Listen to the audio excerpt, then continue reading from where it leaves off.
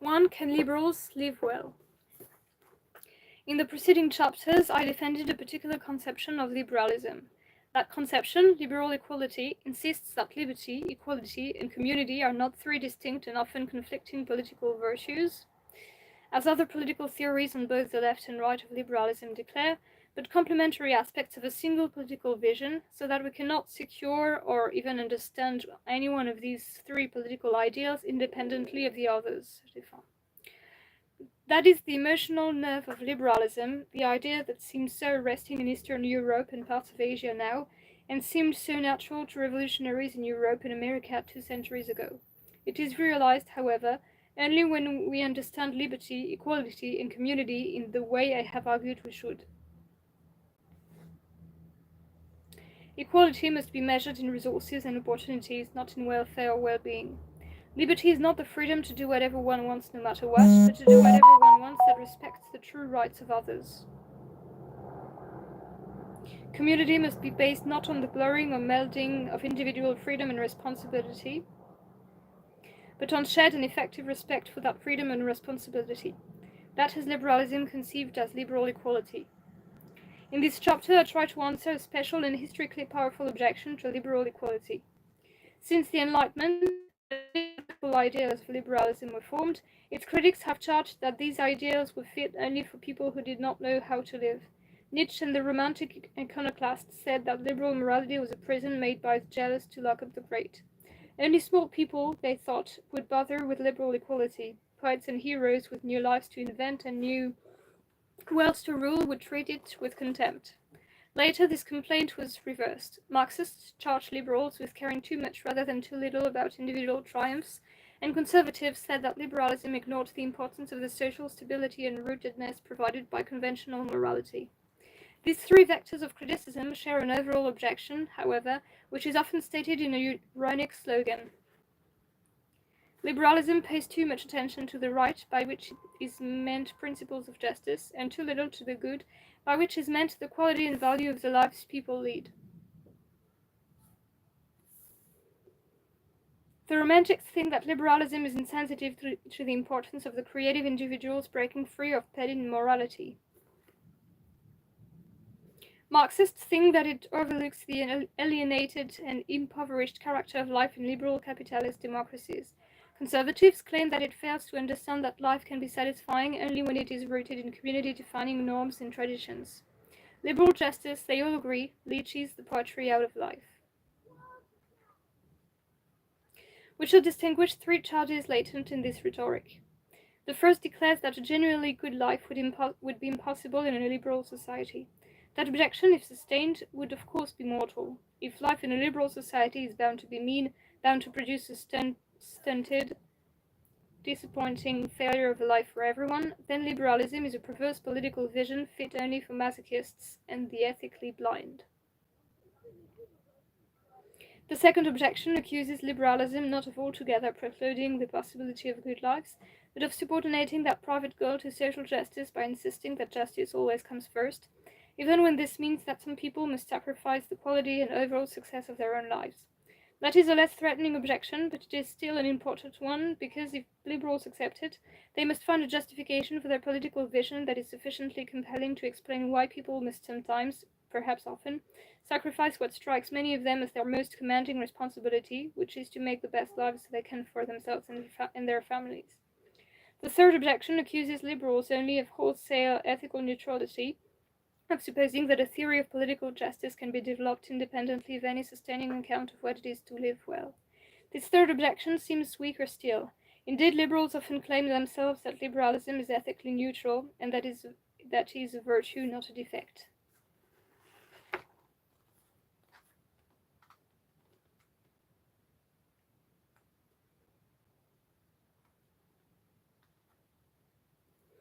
Myself included. See Ronald Dworkin, A Matter of Principle, Chapter 8, etc. But that supposed virtue carries a practical cost. If almost any theory of the good life is compatible with liberalism, then liberalism cannot appeal to any such theory in its own defense. It cannot campaign for a liberal state on the ground that only in such a state can people live good as well as fair lives. Is liberalism actually guilty of any of these charges? Does it preclude living well or subordinate that goal or ignore it? No, but we cannot understand why until we recognize that the theory of the good life, like any other important department of thought, is complex and heavily structured. Liberalism can and should be neutral at some, relatively concrete levels of ethics. But it cannot and should not be neutral at the more abstract levels at which we puzzle, not about how to live in detail, but about the character, force, and standing of the very question of how to live. We can distinguish at least three such abstract issues. First, what is the source of that ethical question? Why should we worry about how to live? Is there a difference between people living well and people simply enjoying their lives? If so, is it important that people live well rather than just enjoyably? Is that important only to the person whose life it is? Or is it important in some broader, more objective way, so that it remains important, even if, for some reason, it is not important to him? Is it more important that some people live well than that others do? Or is this equally important in the case of everyone? Second, whose responsibility is it to make lives good? Who, if anyone, is charged with seeing that people do live well? Is this a social, collective responsibility? Is it part of the responsibilities of a good and just state that it identify good lives and attempt to induce or even force its members to lead lives so identified? Or is the responsibility an individual one? Third, what is the metric of a good life? By what standard should we test a life's success or failure? How far is this a matter of the pleasure or happiness that the life has provided for the person whose life it is? How far is it a matter of the difference that person's life has made to other people's lives or to the world's stock of knowledge or art? In what other way or dimension should the overall success or value of someone's life be judged? These three issues of source, responsibility, and metric have generated much controversy, not particularly among philosophers, but among cultures and societies. They are nevertheless more abstract than the detailed questions we have in mind when we say that modern societies are deeply pluralist about ethical and moral matters. For any plausible set of answers to the abstract issues would leave open almost all the more concrete controversies about how to live that divide people in, for example, the United States now. We might all agree, for instance, that it is objectively important that people live well, that people have primary responsibility as individuals for the success of their own lives, and that living well means leaving the world a better place, with more value in it, without taking sides between those who insists that a good life is necessarily a religious one and others who count religion as the only dangerous superstition, or between those who insist that a valuable life is one rooted in tradition and those who think that the only decent life is one of rebellion against tradition. I do not mean that answers to the more abstract questions have no impact on the more concrete ones. On the contrary, abstract ethical theories require people to see and test their concrete opinions in a certain light. Someone who accepts that it is objectively important how he lives, and that living well means improving the world, could not also believe that the best life is the most pleasant one, unless he also thought that pleasure has intrinsic and objective value, which he may not find plausible. Nor do I mean that people, even in a single society, agree on answers to the abstract questions. People disagree about abstract ethics, particularly, as we shall see, about metric, even in Western democracies.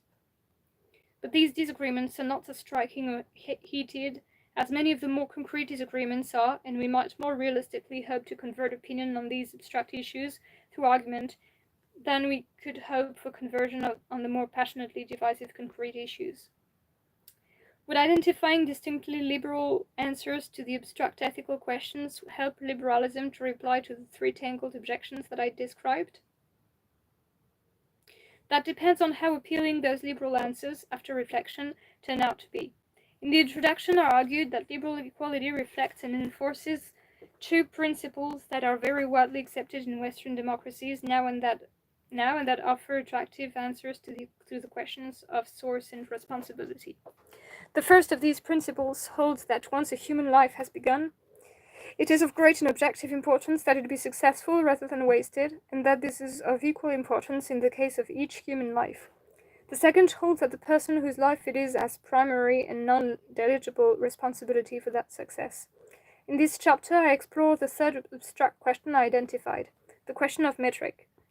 I distinguish various models of ethical value and defend one of these, the challenge model, which supposes that a life is successful insofar as it is an appropriate response to the distinct circumstances in which it is lived.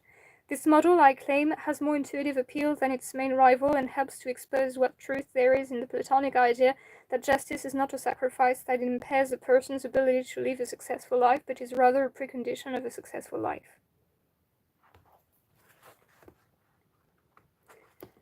I should admit now, however, that I believe I have less chance of persuading readers that they already accept this challenge model of ethics than I do of persuading them that they already accept the principles of equal objective importance and of individual responsibility that I just described.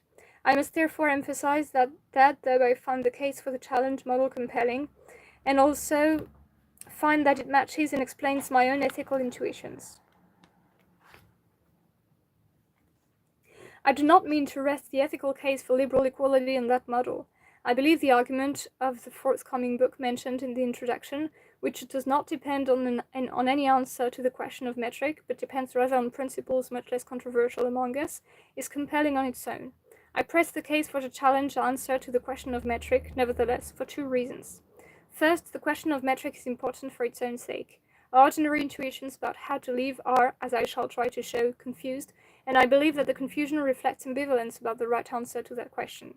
Second, I want to show the ethical appeal behind Plato's view that justice and goodness cannot conflict, and how that view provides a particularly strong defense, not only of liberalism in general, but of liberal equality as the best conception of liberalism.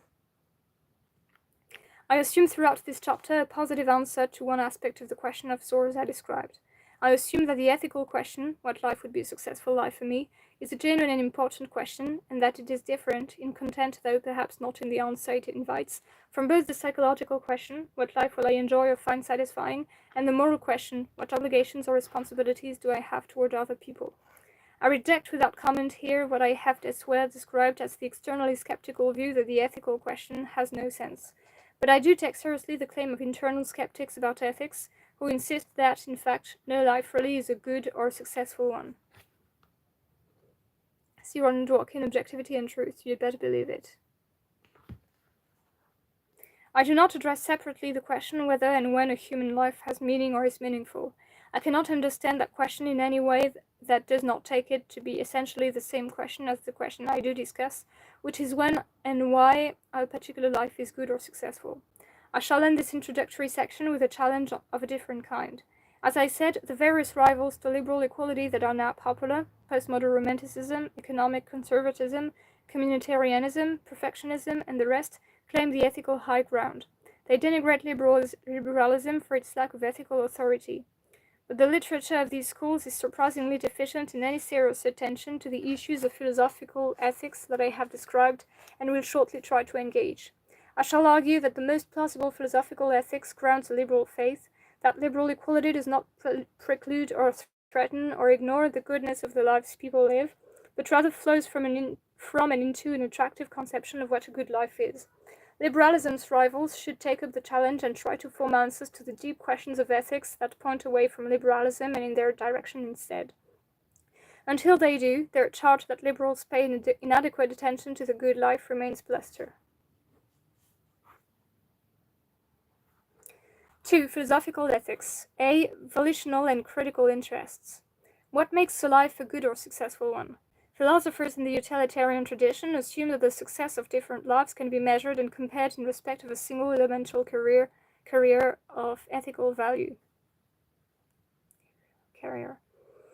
They debate the merits of two competing claims. First, that ethical value consists in an identifiable felt experience, such as pleasure, and second, that it consists in the phenomenon of having one's desires satisfied. It now seems plain that though each of these events, pleasurable experiences and the satisfaction of aims and desires, must find some place in an acceptable overall philosophical account of well-being, neither tells the whole story, nor even the most interesting part of it. We must suppress the reductionist impulse of these philosophers and accept not only complexity but structure within the idea of well-being.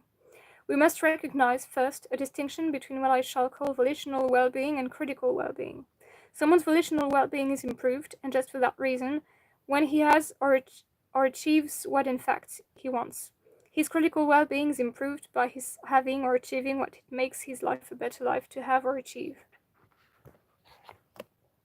A fuller exposition would distinguish a third category of well-being that is more elemental or biological, such as health and freedom from pain in sexual or other frustration. But it will be enough for the arguments I shall make here to see how these biological interests can figure within the two categories I name. Avoiding pain is something I want, and so it counts for me as part of my volitional interests. Avoiding pain counts as part of my critical interest as well, though in a different and generally smaller way. Sailing well and freedom from dentistry are part of my own volitional well-being. I want them both, and my life therefore goes better, in the volitional sense, when I have them. I take a different view of other things I want, having a close relationship with my children, for example, securing some success in my work, and, what I despair of attaining, some minimal grasp of the state of advanced science of my era. These I regard as critical interests, because I believe that my life would be a less successful one if I failed to have, or wholly failed to achieve, these goals. My life is not a worse life to have lived. I have nothing to regret, still less to take shame in, because I have suffered in the dentist's chair. And though I do want to sail well, and I'm disappointed because I do not, I cannot think that my life would be a worse one if I had never conceived that desire. It is important for me to sail because I want to sail well, not vice versa. But all this is reversed when I consider the importance of children. I do think my life would have been worse had I never understood the importance of this, if I had not suffered pain at estrangement. I do not think that having a close relationship with my children is important only because I happen to want it. I think that it really is important, and would be even if I did not want it. The distinction between volitional and critical well-being is not the distinction between what is sometimes called subjective and objective well-being, however. It is true that a critical interest has an objective dimension that a volitional interest does not. It makes perfect sense to suppose that I have made a mistake about my critical interest, though not, at least in the same direct sense, that I could be wrong in my volitional interests. But that is not to say that my volitional interests are only my present judgments, which I may later decide are mistakes, about where my critical interests lie. The two kinds of interests, the two modes of well-being, are distinct. I can intelligibly just want something without thinking that it makes my life a better life to have it. Indeed, a life in which someone wanted only what he thought it was in his critical interest to want would be a sad mess. Nor is critical interest the same as motive.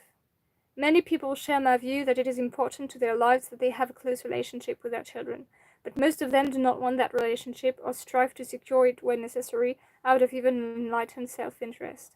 They want a good relationship with their children for its own sake and their children's, not their own. That is also true of much else that they care about when they work for justice in politics and in their own life, for example. It is justice and its beneficiaries they care about, not themselves. Indeed, it is undoubtedly part of what makes such interests critical that they are not pursued out of self-interest. But these motivational facts do nothing to diminish the ethical role of such interests, their role, that is, in making the life of a person who has those interests and pursues them for their own or other people's sake a better life for him. Nor does it preclude his understanding this and taking satisfaction in it, nor preclude his puzzling over whether or why it is so. The question what his real reason for dedicating his life to helping the poor is, like most questions that lean on the word real, too crude. People have different sorts of reasons, and these operate at different strata of their moral and ethical imagination. Critical and volitional interests are interconnected in various ways. Critical interests often track volitional interests. If I have invested some desire with great importance, to sail well, for example, it is normally in my critical interest to succeed, not because sailing well is critically important, but because a fair measure of success in what I happen very much to want is critically important. And volitional interest normally tracks opinion about critical interest. People generally want what they think it is in their critical interests to have. If they think it in their critical interest to have a close relationship with their children, they will want to do so, even though, as I just insisted, they do not want this for that reason. But that is not inevitably the case. The common assumption among philosophers that people cannot think something best, all things considered, without wanting it seems to ignore the distinction between the two kinds of well-being. without wanting it, seems to ignore the distinction between the two kinds of well-being. At least part of the complex problem philosophers call akrasia arises because people do not actually want what they believe it in their critical interest to have. So I might be convinced that my life would be a better life, in the critical sense, if I worked less and spent more time with my family, and yet I find that I actually don't want to, or don't want to enough. Are the categories of volitional and critical well-being only components of a larger, more inclusive category that we might call well-being, all things considered? We might think that well-being, all things considered, consists in the right mix of trade-off between success in volitional and critical interests. That is a tempting idea because it supposes a standard for resolving possible conflicts between the two modes of well-being. But the idea makes no sense, however tempting it is. There can be no standards for judging whether the right mix or trade-off has been achieved between volitional and critical well-being except the standards of one of the two modes of well-being themselves. We can ask what we should do in order to have the right sort of life. Then the answer is the answer given by reflecting on our critical interests alone. Or we can ask what we most want to do, and then the answer is given by consulting, if that is the right word, our volitional interests. But if the two conflict, as when I want to do something I know is against my critical interest, there is no third or higher order concept of my interest to which I can appeal. What I should do in these circumstances, in order to lead a good life, is to follow my critical interests, and there is no other higher order sense of my best interests that might require or permit me to set my critical interests aside. We must therefore accept that dualism of perspectives, recognizing that practical conflicts between the two perspectives can be frequent and vivid. So far as morality provides different standards for conduct from the standards of critical well-being, then morality offers a different perspective yet. But of course, morality is not a more comprehensive category of well-being that includes volitional and critical interests as well. So we have volitional and critical interests and no more inclusive category of well-being that can adjudicate conflicts between them. I shall from this point assume that any attempt to find ethical foundations for liberalism must concentrate on critical as distinct from volitional well-being. We need an account of what people's critical interests are that will show why people who accept that account and care about their own and other people's critical well-being will be led naturally towards some form of liberal polity and practice. I do not mean, of course, that liberals should care about improving people's lives only in the critical as distinguished from the volitional or biological sense. Fighting pain and disease is important no matter in which of these categories it figures. Nor am I making the mistake I have twice warned against, of assuming that people care only about their critical interests, nor the different mistake of assuming that most people often consciously reflect about their critical interests.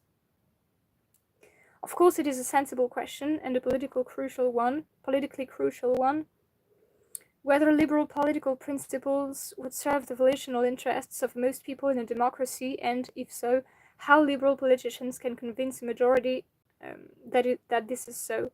Our question is not so immediately political, though it is perhaps of more far-reaching political importance.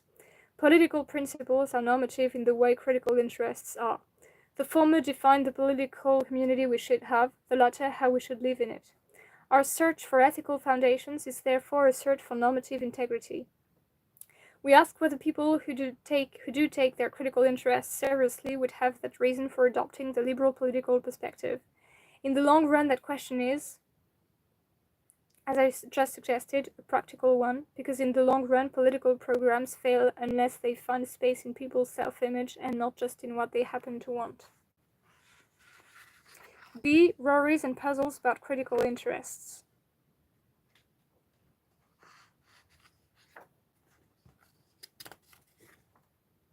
C'est un peu long quand même.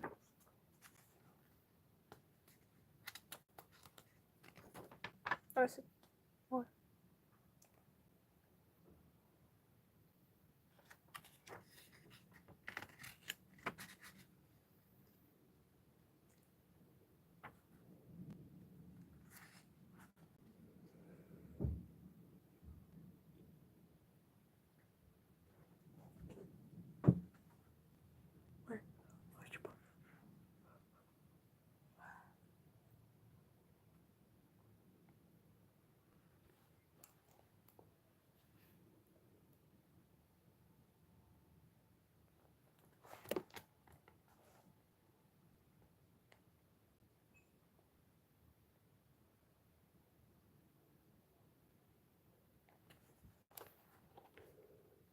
Most people believe that they have critical interests. They think it important to make something of their lives, whether or not that conviction much affects how they actually live.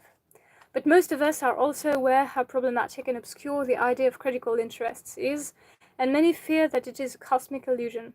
People who believe in an afterlife are not troubled by that worry, of course, because heaven and hell convert ethics into prudence.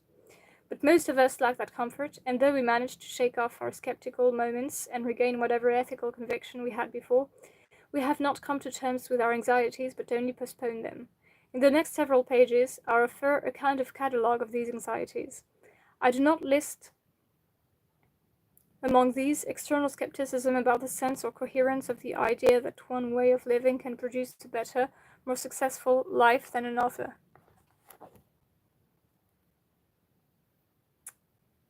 See Dworkin, Objectivity and Truth. I assume that the idea makes sense, and I consider only substantive puzzles about its application. I begin with the familiar dead-of-night worry of internal skepticism, that life is meaningless, that no life is in fact good or better than any other. Then I add a series of further issues or puzzles about ethics that, while not so intimidating or familiar, are nevertheless of philosophical dimension and personal significance. People who are self-conscious about living well treat this as a matter of capital importance. They think it very important not merely or even whether their lives are enjoyable, but whether their lives are good or bad lives to lead. But in what sense or from what perspective could that be important?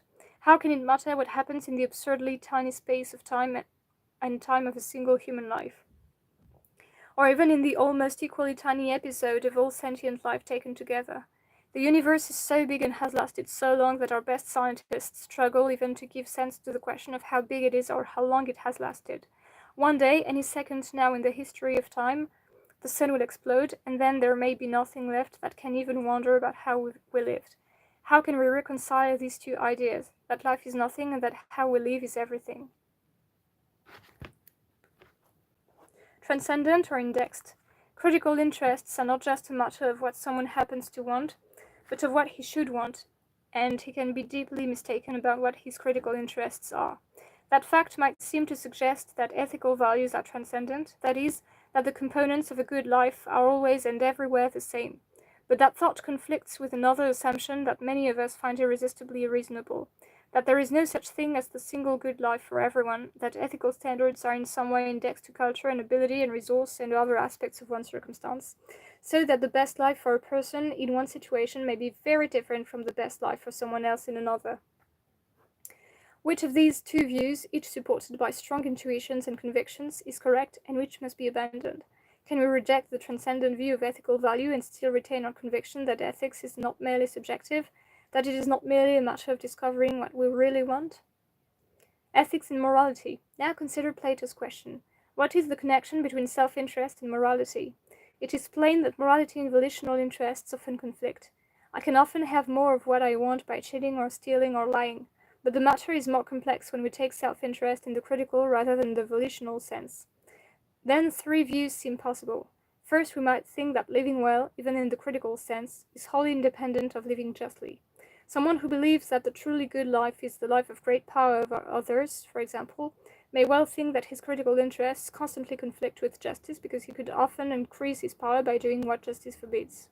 Second, we might think that justice is a component of critical well-being, but not the whole story. Injustice, we might say, counts against a successful life in the overall balance sheet, so that a person who is forced to choose between extending his power and acting justly has a choice to make within ethics, and not just between ethics and morality.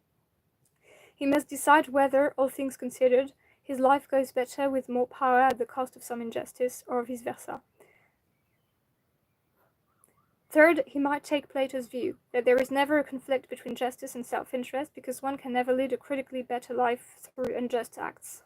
If it is necessary to act unjustly to gain more power, then gaining more power cannot count, even pro tanto, as an improvement in the success of one's life. There are two versions of this third view. The first holds that justice is only one component of the good life, as the second view does, but insists that it is dominantly more important than any other component, so that no gain in any other component could outweigh even the smallest compromise of justice. The second holds that the connection between justice and the good life is more intimate still, but I cannot explain in what way the second view claims greater intimacy until I have developed, as I do later in this chapter, what I called the model of challenge. Most people's intuitions seem to favor one of the first two views over the third. Paul Cézanne was a draft dodger, not out of conscientious objection, but from a desire to paint, and many people think that even if he acted wrongly, he had a greater life as a result. I owe this example to A.J. Ayer, who emphatically rejected the third view. Emphatically. But how can we explain this? Suppose someone builds a fortune in a ruthless and immoral business career, and then uses it to finance a dazzling life of refined and exotic experience, artistic creation and patronage, and exploration and discovery. It is hard to resist the view that he has indeed, even in the final analysis, profited from his wrongs, that he has led a successful as well as an immoral life. But it is also hard to resist an apparently decisive argument to the contrary. No doubt he has enjoyed his life, and taken great satisfaction from it. But how can we say that he has lived well, that he has made something good of his life, if all his wealth and achievements grew out of something that he ought not to have done, that we condemn him for having done? Our intuitions are in disorder yet again.